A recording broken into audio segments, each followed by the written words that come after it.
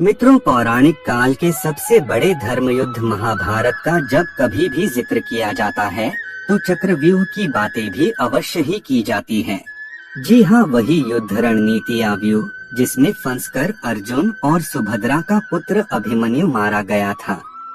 ऐसा माना जाता है कि युद्ध के इस व्यूह को भेदने की कला कौरवों और पांडवों के गुरु द्रोणाचार्य और भगवान श्री कृष्ण के अलावा सिर्फ अर्जुन ही जानते थे। हालांकि ये भी कहा जाता है कि अर्जुन ने अपनी पत्नी सुभद्रा को चक्रव्यूह भेदने की कला बताई थी। उस वक्त सुभद्रा के कोख में अभिमन्यु मौजूद थे और कोख से अभिमन्यु चक्रव्यूह भेदने की कला सीख रहे थे। लेकिन अर्जुन की बात सुनते सुनते सुभद्रा को नींद आ गई, जिसके बाद अभिमन्यु चक्रव्यूह के 6 दरवाजे को तोड़ने की कला तो सीख गए, लेकिन 7वें द्वार को तोड़ने का राज ही रह गया।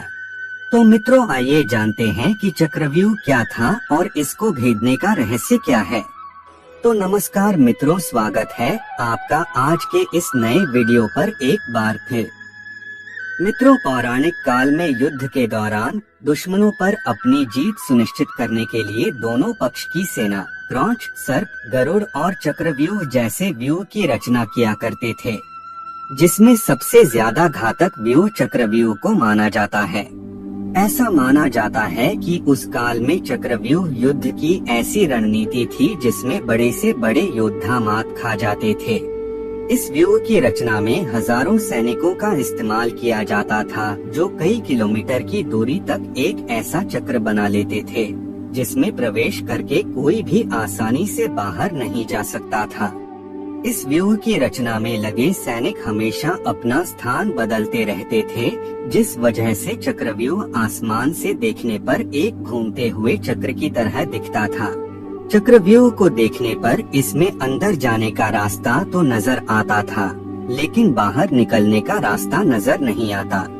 मित्रों, चक्रव्यूह में सैनिकों की 7 सुरक्षा पंक्ति हुआ करती थी, जिसमें सबसे पहली पंक्ति के सैनिक हमेशा चारों ओर घूमते रहते थे।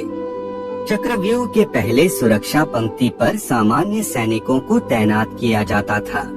यदि कोई योद्धा पहली पंक्ति के किसी सैनिक को मारकर अंदर प्रवेश कर भी जाता था, तो मरे हुए सैनिकों की जगह क्षण भर में दूसरे सैनिक ले लेते थे। चक्रव्यूह के दूसरे पंक्ति में पहली पंक्ति के मुकाबले ज्यादा कुशल सैनिकों को तैनात किया जाता था, ताकि वो दुश्मनों को अंदर जाने से रोक सके। ठीक इसी तरह व्यूह के 6ठी सुरक्षा पंक्ति तक युद्ध कौशल के हिसाब से सैनिकों और योद्धाओं को तैनात किया जाता था, और सबसे अंतिम यानी 7वीं पंक्ति में व्यूह की रचना करने वाले अपने सबसे कुशल और बलशाली महारथियों को रखते थे।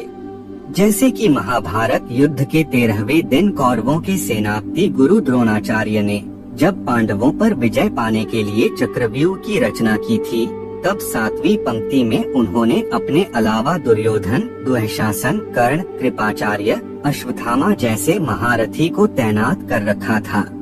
चक्रव्यूह को उस समय इसलिए युद्ध की सबसे घातक रणनीति माना जाता था, क्योंकि अगर कोई योद्धा लगातार लड़ते हुए अंदर की ओर बढ़ता जाएगा तो स्वाभाविक है कि वह थकता भी जाएगा। जैसे जैसे वो सुरक्षा पंक्तियों को तोड़ता हुआ अंदर बढ़ता जाएगा, वैसे वैसे अंदर के जिन योद्धाओं से उसका सामना होगा वो थके हुए नहीं होंगे। ऊपर से वे पहले वाले योद्धाओं से ज्यादा शक्तिशाली और युद्ध कौशल में ज्यादा निपुण भी होंगे। शारीरिक और मानसिक रूप से थके हुए योद्धा के लिए एक बार अंदर फंस जाने पर जीतना या बाहर निकलना कठिन हो जाता था, और यही कारण था कि जिस योद्धा को इस व्यूह को भेदने की पूरी जानकारी नहीं होती थी, वह 7वें सुरक्षा पंक्ति तक जाते जाते थकान के कारण मारा जाता था।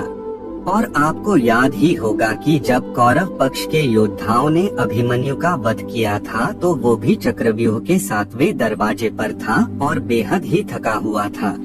चक्रव्यूह भेदने का रहस्य।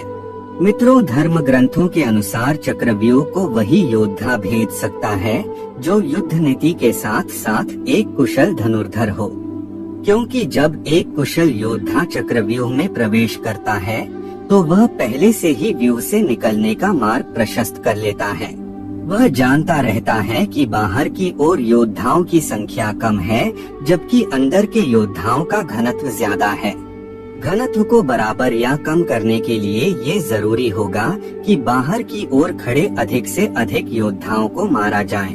इसलिए वह व्यूह को घुमाते चलाते रखने के लिए अधिक से अधिक योद्धाओं को अंदर से बाहर धकेलता जाता है। इससे अंदर की तरफ योद्धाओं का घनत्व कम होता जाता है। साथ ही एक कुशल योद्धा को यह भी मालूम होता है कि घूमते हुए चक्रव्यूह में एक खाली स्थान भी आता है जहां से निकला जा सकता है, और इस तरह वह योद्धाओं को मारता हुआ व्यूह से निकल जाता है। हालांकि आज यानी कि इस कलयुग युद्ध की इस नीति का कोई महत्व नहीं रह गया है। तो मित्रों, आज के लिए बस इतना ही। अब हमें इजाजत दें और वीडियो को अंत तक देखने के लिए आपका बहुत बहुत शुक्रिया।